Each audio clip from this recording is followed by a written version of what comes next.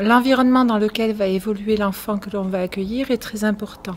Important pour le parent, important pour l'enfant, puisque dans un premier contact, on va accueillir l'enfant et le parent.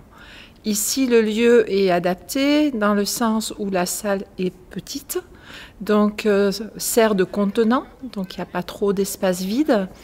Et en même temps, on travaille avec des petits groupes d'enfants, ce qui permet d'avoir moins de bruit, même s'il y a une dynamique dans les groupes.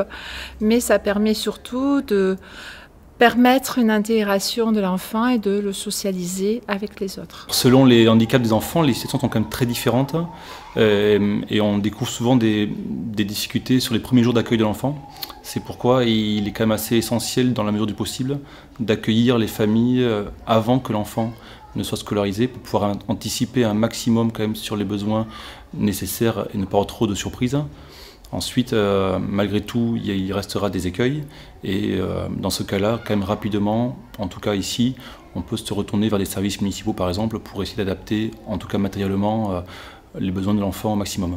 Alors je crois que l'implication, elle peut être entière du parent. Elle peut être au sein de l'activité pendant le temps d'activité, comme je viens de le dire.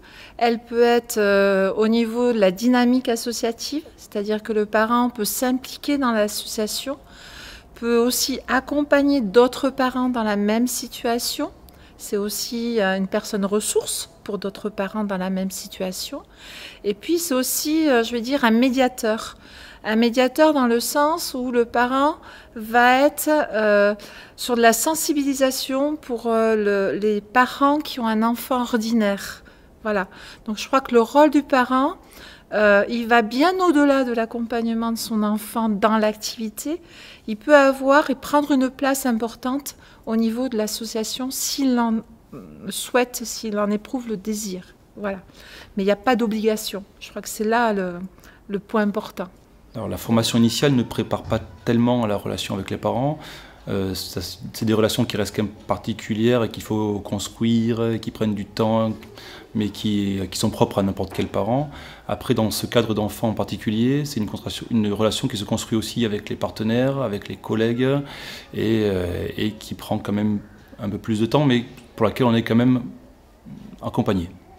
Alors dans ce partenariat, l'objectif principal, c'est quand même de se fixer des buts, souvent à court terme, pour que les parents ils puissent au maximum aussi, il y a une visibilité pour eux de voir les progrès de l'enfant.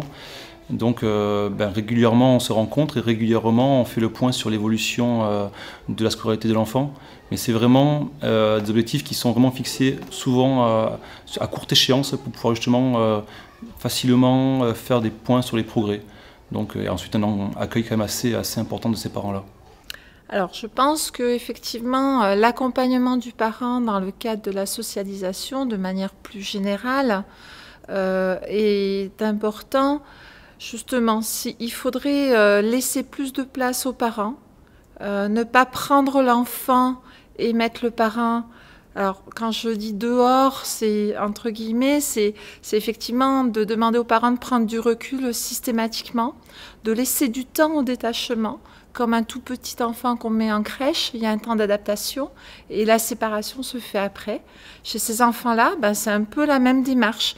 Le parent a besoin de temps et la socialisation ne pourra se faire que si le parent est rassuré, lui, par rapport à son enfant, qu'on va bien prendre son enfant en charge. Et donc là, il faut vraiment accompagner le parent et entendre le moment où il sera prêt à effectivement accepter ce détachement. La socialisation ne peut pas se faire sans détachement progressif. La volonté quand même, c'est de faire en sorte que l'enfant ait une scolarisation la plus proche de ce que pourrait être la scolarisation de n'importe quel enfant. Donc il y a quand même des bilans qui sont quand même faits réguliers lors d'équipes pluridisciplinaires. Et ensuite, sur le temps, on essaye nous aussi de faire comme on fait avec n'importe quel parent, de faire des points réguliers aussi sur le pédagogique, sur l'activité en classe, comme on le ferait avec notre enfant. Mais finalement, pas forcément beaucoup plus. La perspective qu'on donne aux familles, c'est déjà d'apprendre à observer son enfant. Apprendre à l'observer sur des côtés positifs, sur le côté progrès, même si tout enfant a un progrès qui n'est jamais linéaire, on va avoir des petits progrès, des petits résultats, des attentes qui ont une réponse qui va être plus ou moins longue dans le temps, mais la réponse sera réelle. Donc c'est vraiment dire aux parents, regardez, il arrive à faire tel exercice, il y a 15 jours ou 3 semaines, on n'y arrivait pas. Donc on progresse, voilà. Apprendre à ne pas voir l'enfant diminuer de capacité, mais à voir l'enfant avec des compétences, des capacités et des progrès. Et sortir aussi d'un milieu médical, puisque la problématique est aussi là, c'est qu'il y a beaucoup de prise en charge pour certains enfants, et on oublie de vivre de manière ordinaire. Alors, moi je dirais que j'attends que le professionnel, puisque l'enfant est dans un dispositif adapté à sa situation, mais que le professionnel agisse le plus normalement possible par rapport à cet enfant, comme s'il n'y avait pas de handicap en fait. Voilà. Oui, comme dans une école par exemple, qu'il soit dans une situation où lui puisse arriver à comprendre le handicap, qui est loin d'être évident, on comprend bien, parce qu'avec la loi de 2005 où on oblige les établissements scolaires à accepter un enfant handicapé dedans, le problème est qu'après il faut qu'il y ait un suivi qui n'est pas toujours mis en œuvre parce que par manque de moyens ou de temps ou d'envie. Et je pense qu'au niveau de scolarisation, il faudrait aussi que les personnes soient plus au courant de la personne ou du handicap qu'ils accueillent. Moi, je pense qu'on est un parent comme tous les parents. C'est pas parce qu'on a un enfant en situation de handicap qu'on est un parent différent. On ressent les mêmes choses, on connaît bien nos gamins, même si voilà, ils sont pas comme tout le monde. Voilà, donc je pense qu'on est un parent et on est là pour aider, pour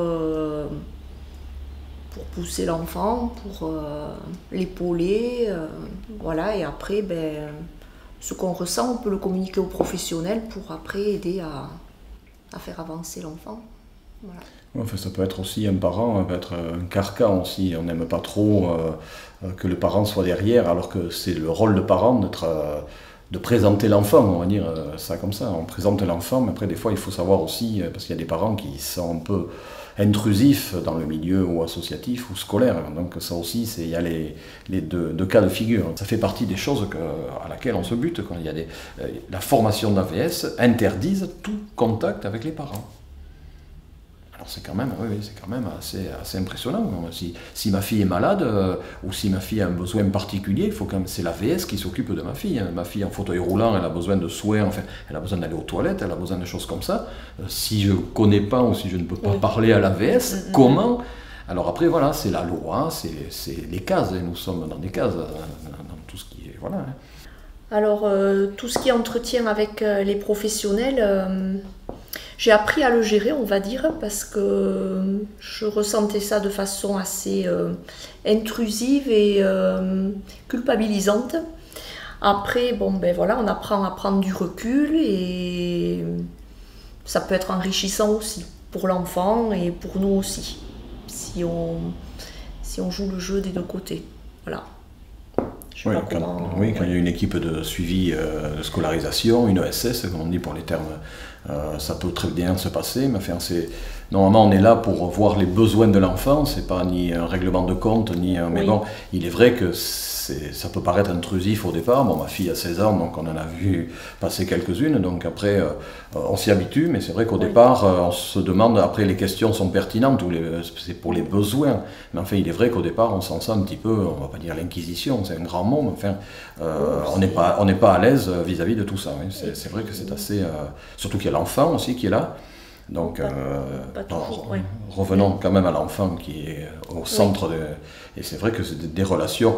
Moi, ça se passe bien parce que maintenant, comme on dit, on a essuyé les plâtres depuis quelques années, mais enfin, il est vrai qu'il y a des situations qui peuvent être un peu gênantes ou par des gens qui ne comprennent pas justement les besoins qu'il y aurait pour l'enfant lors de la scolarisation.